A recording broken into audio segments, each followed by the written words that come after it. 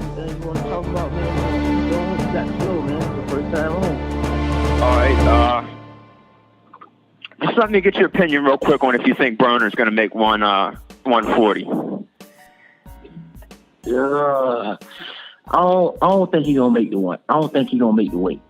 If he do make the weight, I think it's gonna be a situation where it's an out. I think Broner gonna make the weight.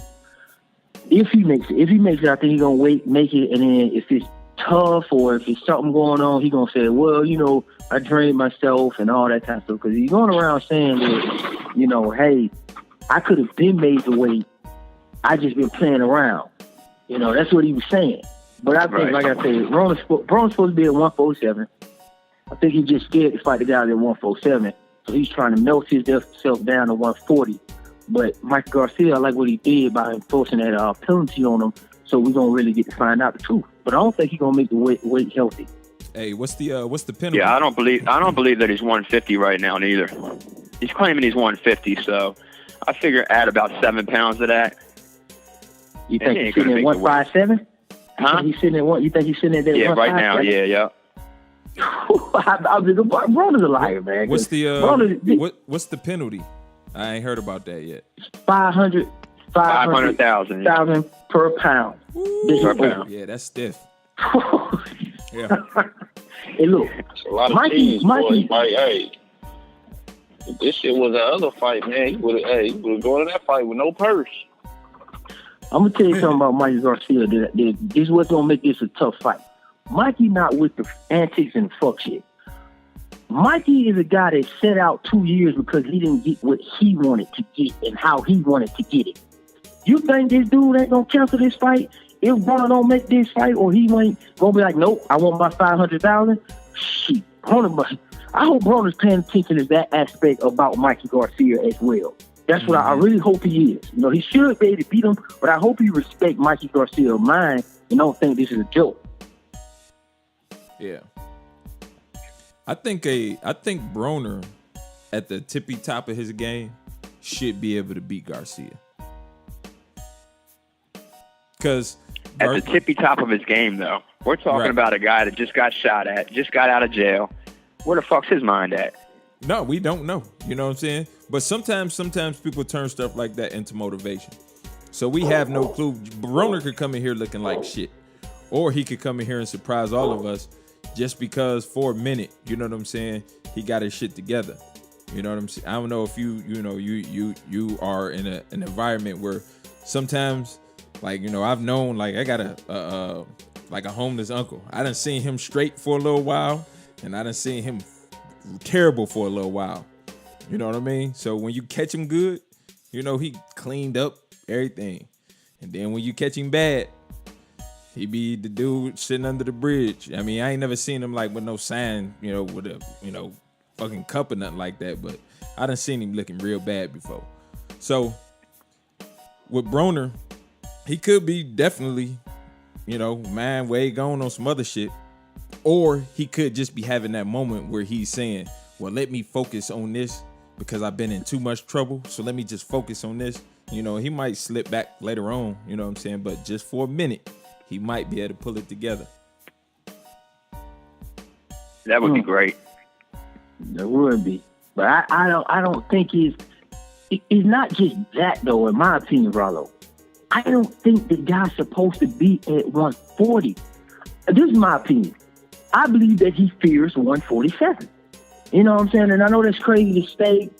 He's already tried to be buddy with Earl Spence. I believe that he don't want to fight Earl Spence. He doesn't want to fight Keith Thurman. He has expressed Pacquiao, though.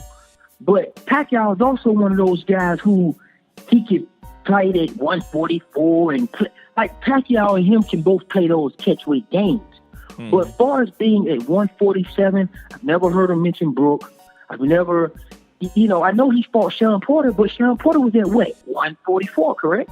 Mm-hmm. So it's the fact that I don't think he can make 140. And I don't think he should try. I think he should just go ahead and be healthy, man, and be disciplined and try to be a force at 147. I mean, I think he can be competitive up there, but shrinking down to 140, man, you're just going to cause yourself penalties. And you're gonna just keep fucking up your legacy, man. And I just don't think that is, I don't think he can make 140, man. Healthy. Nah, yeah, you could be very well right. He's definitely had problems making 140, so I don't understand why he's making a fight at 140, And if he get down to the end with this weight shit again, like he did with Adrian Granados, he gonna be out the door, man. He gonna be out the door. Yeah, he done. Because his reputation is on the line, and we already know he don't have this one. But his reputation is on the line, and Mikey Garcia is going to make him pay. And if you think Mikey Garcia is not going to take advantage of you in every way, you're wrong. Because Mikey is a smart, cerebral type of boxer. He doesn't care about, he will make you pay and then still whoop your ass. He doesn't care. He don't. That's one thing I like about him. He don't give a fuck. He's not like one of them guys who will, you guys, I beat him at this and that. He don't care. He's going to take full credit for himself and be like, I beat Adrian Broner. He's a 4-time world champion. He couldn't make the weight. That's on him. I don't care. That's Mikey, man. Yeah. So what you think? Boxing Junkie? You think he got a shot? How you see it playing out? Well, there's two things that can happen, I believe. If he gets down to 140, Mikey's going to put an ass whooping on him. If some strings are pulled, which have been pulled before to manipulate this weight shit, like he had a catch weight agreement at 142, I believe it was, all right? Then he came in at some, it was renegotiated last minute. But I don't believe they can pull that on Mikey Garcia. Mm-hmm. So if he blew this weight thing, paid some money, I don't know what his purse is like, but I don't think it's much. I believe they're cashing out on Broner. And think so? It's all or nothing for him right now. Yeah. He's a liability to the company. From a business aspect, Broner is a complete wild. He's wild. So, but if he comes in heavy, pays some money, he might beat Mikey Garcia. So you thinking now that you're thinking that he's healthier above 140 as well, like Zone is saying? Yeah, because I think it's better for any fighter to try and fight at a natural, healthy weight. All right, don't drain yourself. Don't manipulate these weight classes. Practice on your skill, and stop trying to control these weights. Mm-hmm. So he would be better at 147. He come in comfortable, and instead of training in plastic, hitting a heavy bag, he can get his ass in the ring and, learn some craft. Mm-hmm. Maybe get the concrete out of his shoes. I agree with you. I agree. See, that's my philosophy. Man, look, you know what? You said it all, too. Because, and to touch on what you said and to show how I agree with you, that's always been my opinion. Dude, just fight at your comfortable weight. And that way, when you're working on your skills, the weight will come off naturally. So you ain't even got to look at the scale. You're going into a camp, and you know that if you're putting in 2 hours of road work or whatever the case may be, and you're doing the heavy bag and you're sharpening up your skills, you're going to burn calories. If you're eating right, doing the right things, you should be able to be like a week out, maybe 2 weeks. I know it's a funny thing to do. You want to look at your weight. So you should be pretty much within your weight within probably the first 2 weeks or 3 weeks of camp. To be honest with you, if you're really living that lifestyle. Mm-hmm. Right. Mm-hmm. And from another aspect, I believe Mikey Garcia is already down around that weight. Right. So I believe he's about 3 pounds away, maybe. So you feel like he's coming in. Man, Mikey Garcia is fighting at his walking around weight right now. I think right. And I think, exactly. I'm saying that was the advantage that Floyd had for a long time, man. He's fighting at his walking around weight. And just like I was going to say, you're going to burn calories and stuff, just by just training hard. These guys, man, if it's a camp, like I think Broner can beat Mikey Garcia, but if Broner ends up having a camp to where all the camp's focus is fucking just get half the camp focus and getting down and weight, we're going to have some problems. You know what I'm saying? Yeah, I think you're right, man. I think that was a good call by saying he's a liability. I think Broner is he's the new Paulo Malignaggi, where You can. I'm saying to say because see, remember now, Paulie's not there no more to beat up on. Solo Karaj is not there to beat up on no more. Shane Mosley is not there to beat up on no more. Yeah. To say, oh, well, if you beat up Shane Mosley, Evanescence sealed that. That was the last one. Okay? Sam Eggerton sealed that deal. You know, so when it comes down to those, who are the gatekeepers? Who are the guys you can get credit off because they're 2-time world champions or 3-time world champions in the weight class from years ago? Broner is he's the new guy. He's the new guy that you beat to get a gauge on who you. We all know that this is the true meaning of this fight. We're talking weight. We're talking that. We know that Broner, this is what he does. But if Mikey Garcia can hold him to the fire, beat him under good discipline by showing you, look, I don't care who you is. I'm going to beat you. I don't care if you overweight, underweight, whatever. I'm going to beat you. Just to let me know that he's serious about possibly transitioning up to 140 himself, because it ain't over when you fight Broner. That's just a stepping stone. The true fighter at 140 is like a Crawford and an Ndongo. You know what I mean? And then you talk about Mikey Garcia, who's already for some reason said he wants to fight Keith Thurman. That'll help me understand what you're trying to say, and it'll segue you into 147 as a possible contender because of what I see out of you based on his performance against Broner in the discipline and the standard that he set. All right. Well, see, okay. If Broner loses this fight, do you think that makes him a bona fide gatekeeper then? Is he a solidified gatekeeper then?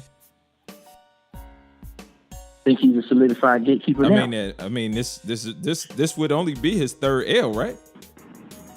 I think what happens if he loses, then Broner becomes one of those fighters that is good to put guys that has the potential to be elite fighters.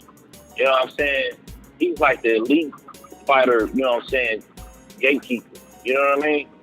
It's like you get over that hump, man, it's like you big time. You know what I mean? Like you get over it, like you put him in there with guys that looks like they about to be great in the sport. You know what I mean? Like Mike Garcia looks like he about to be great in the sport. Well, you know what I'm saying? Throw him in there, Broner. He beat Broner. That's a great win. Is that you know is that not? Big you made Montana. Is that not what you define a gatekeeper as anyway? Like, what would you? Because he's a different kind of gatekeeper. Give me your definition of a gatekeeper then, and how you're differentiating Broner from that. A gatekeeper is somebody who at some point is at the top of the sport, maybe in the top of their division. They've won, you know, or maybe a multiple world titles at some point in their career, and they still is able to like compete. You know what I'm saying? To where, like, if you're not on your game, you'll fuck around and go in there and lose. But like, you know what I'm saying? If you on your game and you what people might think you is, and you can beat them. You know what I mean? And if you do beat them, that's a great win for you. I look at it. So you don't think that you just completely described Broner right then? Right. Because Broner's a guy. He's won multiple titles. He don't have the mystique of the undefeated invincibility no more. You know what I'm saying? He's taking losses, but the losses he's taken has been to good fighters. You know what I'm saying? Ain't like he just lost to some bums or something. Like he only can lose to great fighters. You know what I mean? Like he's not losing to anybody. He's not fucking going there like Mickey Bay and beat, you know, fucking what's his name's ass for 11 rounds and get knocked out in the 12th round. You know what I'm saying? Like that's not wrong. Right, but I mean, literally, it sounds like you just explained the same dude. Like you basically explained the same guy, and just you took the name away. He's a gatekeeper, but I'm saying he's a gatekeeper, like not for no damn up and coming contender. You know what I'm saying? They ain't had a big fight yet. I don't think that, you know, Broner's the best choice to throw that guy in there to ring with. You know what I'm saying? I think that he is a gatekeeper, but I think what I kind of pull from what he's saying, I kind of agree with a little bit. To be a gatekeeper, you have to be credible. Now, being a gatekeeper is not a bad thing, and it's not that Broner's a bum. It's just that like he said, you want to put somebody that could potentially be great in there. You might want to see him against the hot guy Earl Spence now. Earl Spence should be able to go in there and destroy Broner, right? Mikey Garcia is trying to get in that same light. Mikey Garcia should pretty much beat Broner. Now, Broner still can and should beat young, up-and-coming guys that he can take advantage of to keep his gatekeeping hotness. You know what I'm saying? Because to be a good gatekeeper, you do got to win some fights, too, in between that. You know what I'm saying? True. To kind of stay around like how Collazo does. Collazo is a great gatekeeper because Collazo has some accomplishment under his belt. He's won a world title. We still barely know who he won it from, but we just know he won a WBA title. Mm-hmm. But he win, lose. You understand what I'm saying? And you seen what Victor Ortiz, who was supposed to be this great boxer on the horizon, got knocked out by him. Then he turns around and gets stopped by Keith Thurman. Yeah. So then he turns around and so that's what Broner's probably going to do, most likely. Just like Paulie. Paulie would win some, but every time he stepped up, he would lose. So that, like I said, you know, so with this fight here, because he would have lost, because you know his thing was under 140, I'm undefeated. So if you fuck around and lose this fight, at least you throw that out the window, and you lost to a guy who was coming up in weight, and now you will have, I believe, more guys trying to get that. Like you said, you're trying to make it in the big time, and you need a W. Here go your guy, Adrian Broner. He gonna talk shit, promote the fuck out of the fight, and if you beat him, he's still credible enough that he still has cachet with his name. But I mean, how many L's can he take though? You know? No, I'm gonna tell you. I'm gonna tell you a lot. Let me tell you something about a good gatekeeper. I'm gonna tell you, man. All the good gatekeepers they usually finish their career with about 15 losses. Because the reason I say that is because they always Adrian Broner has accomplished so much. Some of the stuff you can't take away from him because he'll never go back. Like at 135, he is he's always going to be able to market something. Like how he said, I'm undefeated at 140. Okay, now if Mikey Garcia beat him, he gonna say, well, shit, Broner's still champion in 4 different worlds in weight classes, and he's the youngest to ever do that. You can't take that away from him, correct? Then he's gonna say, I've never been knocked out. So you it's something that ain't never been done to him that you have to or could do to him that nobody else has, and he's still gonna be the 4-time world champion in 4 different weight classes under the age of whatever. Mm-hmm. So he ain't been, and then when he did lose Sean Porter,